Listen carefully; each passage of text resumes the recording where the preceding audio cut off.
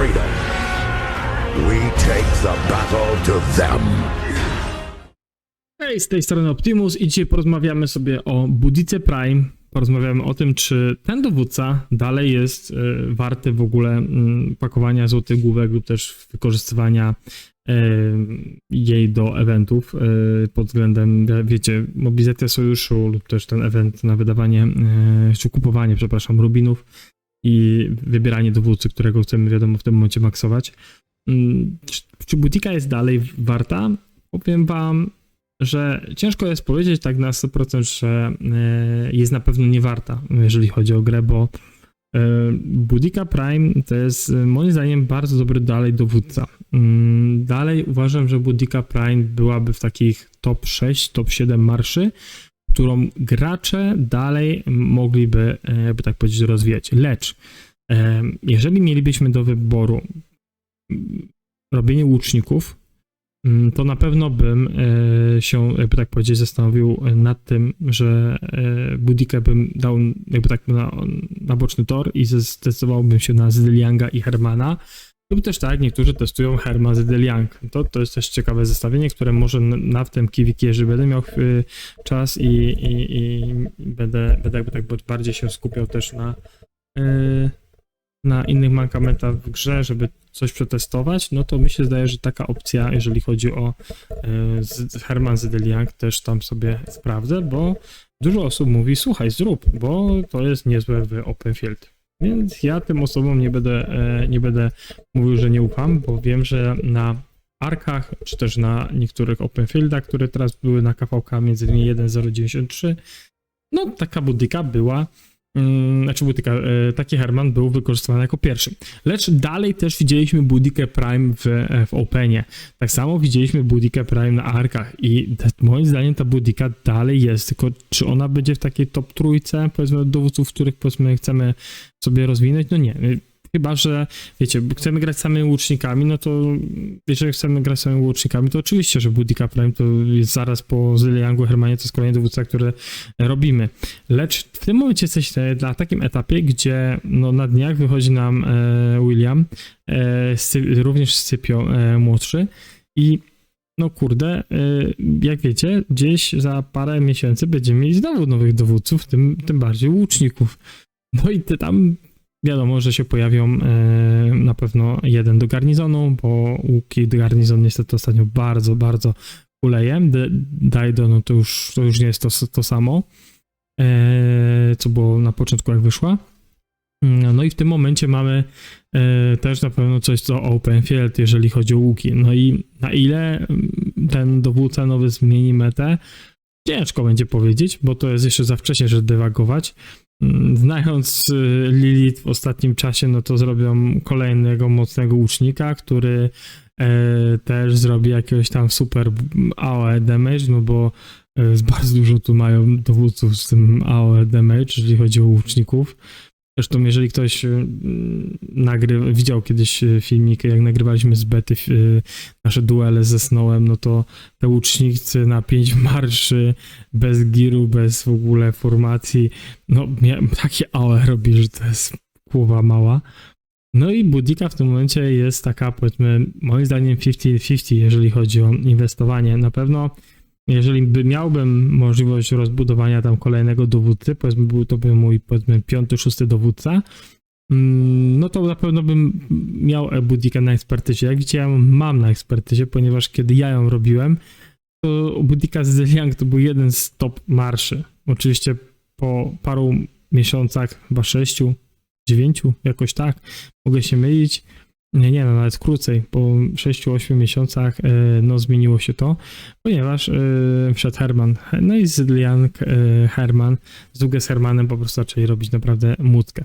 Jak widzicie, Boudica wyszła praktycznie rok temu, bo wyszła 20 czerwca, ja ją tam zrekrutowałem, że na biegu zrobiłem już miesiąc później, lecz w czerwcu ona wychodziła tamtego roku, czyli już ma ponad jakby tak powiedzieć rok. I teraz tak, z czym byście zestawiali Boudikę? Z czym byście dawali Boudikę Prime, jakby tak powiedzieć, do pary? Ja uważam, że jeżeli ktoś, wiadomo, ma już te 5-6 marszy i chciałby tą Boudikę sobie rozwinąć, bo w tym momencie to jest dobry pomysł, no to ja bym oczywiście ją zestawił albo z Ashurem, który jest tutaj, bo Boudica z Ashurem, jakby tak powiedzieć, na pletach jest naprawdę niezła i robią naprawdę mocne cyfry, bo Boudica z Ashurem się sobie naprawdę sprawdzają, lecz tak, żebym się stawił nad tym panem, czyli YSG. Dlaczego bym się stawił nad YSG? Słuchajcie, pierwsza sprawa to jest taka, że w tym momencie ten dowódca nie jest, jakby tak powiedzieć, już dawno w tierze S czy też A, lecz jak wiecie, jakiś czas temu Lilith stwierdziła, że do muzeum pojawi się trzecia opcja pana Isonga.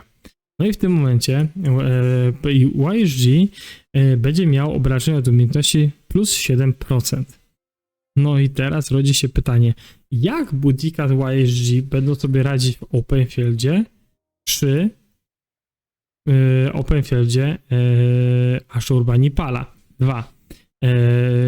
Boudica z Ashurbanipalem, no wiecie, że robią bardzo fajne AOE, tam jak dobrze pamiętam Ashur miał na 5 targetów, mogę się mylić, ale tak mi się zdaje, że Ashur tu miał na 5, tak, na 5 targetów, 1500 obrażeń. Isong w tym momencie ma 1700 na 5 pobliskich, jakby tak powiedzieć, celów. I za każdym celem obrażenia maleją. Wiadomo, tam inne talenty i tak dalej, możemy się tam czepiać, że Ashur ma lepsze, ale lecz znowu Isong bardzo mocno z talentem tutaj się podnosi o 50% więcej obrażeń od umiejętności. Naprawdę boostuje w tym momencie Boudikę. Boudica, która faktycznie wtedy bije single target. Więc no 2300 plus powiedzmy 50% do tego, no robi to robotę i nie wiem, czy Boudica Isong z tą trzecią, jakby tak powiedzieć, jeszcze umiejką, jeżeli na muzeum zostanie odblokowana w najbliższym czasie, nie będzie robiła jakiejś naprawdę mózgi. Lecz jeżeli masz czas, ale jeszcze nie zebrałeś głowy, no to ja bym jeszcze poczekał z nią. Skupiłbym się na tych marszach, które są ogólnie w core w mecie. 2, teraz wychodzi nowy dowódca piechoty, który na pewno będzie w mecie, bo przy jego talentach Smite Damage, no to klękajcie narody, naprawdę nieźle to wygląda. Więc taka Boudica, no moim zdaniem może poczekać, tylko pytanie, czy czekać do nowych łuczników, czy robić ją wcześniej. Zależy też na jakim etapie jesteście konta i jak rozwijacie te konta, bo jeżeli ktoś z was, tak jak mówię, jest typowym łucznikiem, niech robi Boudikę. Z prostego względu, słuchajcie, no jesteście łucznikami, planujecie grać tylko łukami, no to zrobić sobie 3-4 dobre marsze łuków, plus już liczę, że wejdzie ten nowy dowódca Openfield pod łuki, no to macie kolejny plus dla waszego konta i dlatego do tego, czego dążycie, przepraszam was bardzo, jeżeli chodzi o no, wasze rozwinięcie waszego konta, tak? Choć no ja troszeczkę inaczej. Gdybym wszedł w samą kawalerię, no to okej, fajnie by to wyglądało, ale kawaleria w tym momencie nie ma 4 dobrych marszy, jeżeli chodzi o Openfield, a przy tutaj jakby tak powiedzieć Boudice mogę powiedzieć, że na pewno ma 3 dobre marsze, ale też nawet bardzo dobre, które robią swoją robotę, bo mamy z Lianga z Hermanem, mamy Boudikę powiedzmy z Isongiem, lub też z Ashurem, mamy Nebu powiedzmy z Isongiem, bo Nebu też możemy tak jakoś zestawić, więc to są naprawdę fajni dowódcy. Boudica Prime pomalutku, wiadomo, już jest rok i ten dowódca przechodzi troszeczkę w niepamięć, no ale popatrzcie, mamy Nevskiego, William ile jest i oni nie przechodzą w niepamięć, no ale to jest tylko po prostu świadczy o Lilith, to, że wypuścili ostatnio kawalerii, no niestety słabszych tych dowódców, jeżeli chodzi o Open. Znowu ten garnizon jest taki też, jak to niektórzy mówią, 50-50. No ale wracając do łuków i ogólnie do Boudicki Prime, mi się zdaje, że inwestycja jest dobra, jeżeli macie, tak jak mówię, macie te 5-6 marszy lub też jesteście już tymi samymi łucznikami, którzy gracie na same łuki i tego się trzymacie i też na to, co rozwijacie gear, bo to wtedy też inaczej taka Boudica wygląda, nie? To też można zobaczyć taka, ta Boudica jest taka i taka, tak? Ta Boudica jednak robi cyfry. Wiem, że dostawałem po chyba filmie z lutego informacje od was, że Boudica z Ashurbanipalem lub też i z YSG robią mi naprawdę fajne cyfry na KVK, więc to jest kolejna informacja, że jednak ta Boudica gdzieś grywalna dalej jest, więc to jest moje zdanie na temat niej. Nie będę się dywagował, czy ją ekspertyzować, czy nie, czy robić ją na jakieś 5-5-1-5, czy 5-1-1-5. Od razu mówię, że Boudica musi mieć ekspertyzę. To jest kolejny dowódca, który tego naprawdę potrzebuje i jeżeli też ma tutaj wam troszeczkę przytankować i też pozwolić na to, że ten wasz drugi dowódca robił wam KPK, no bo tak to przeważnie to wyglądało przy Boudica z Liang, teraz Boudica Ashur, czy to jest YSG. No naprawdę to też robi, jakby tak powiedzieć, robotę. Jeszcze a propos, jeżeli chodzi o talenty, bo też czasem pytacie, jakie talenty. Wiecie co, ja talenty głównie sobie też sprawdzam jak i na Discordach, bo ja nie mam zawsze tych talentów jakoś tam,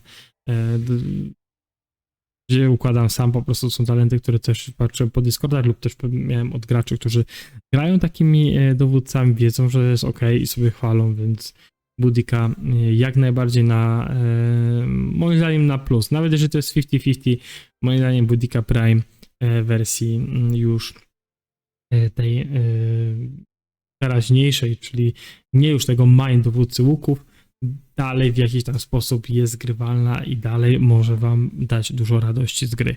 Więc tyle ode mnie, jeżeli chodzi o Boudikę. Jeżeli macie jeszcze jakieś spostrzeżenia co do Boudiki Prime, jak ją rozstawić i tak dalej i uważacie, że można coś jeszcze bardziej tutaj dołożyć lub też przegadać ten temat, wrzućcie komentarz pod filmikiem, przegadamy to, bo naprawdę fajnie jest czasem z wami porozmawiać i wymienić się spostrzeżeniami. Więc na pewno Boudica też tutaj możecie pokazać też innym graczom, że ta Boudica może jednak jest w tą dobrą stronę jeszcze, jeżeli inwestycja. Może jednak odpuśćcie Boudikę i zagrajcie to, co większość gra, czyli gra na 3-4 dobre marsze, oczywiście z girem i to jest marsze mety, więc no, dlaczego nie pójść tą stronę? Też tak można, no. Jeszcze raz, tyle ode mnie. Dzięki wielkie, że jesteście, dzięki, że wspieracie kanał. Pchajmy to, rozwijajmy, komentujmy, lajkujmy, udostępniajmy. Niech ten kanał się toczy i cały czas rozwija. Trzymajcie się, na razie, hej.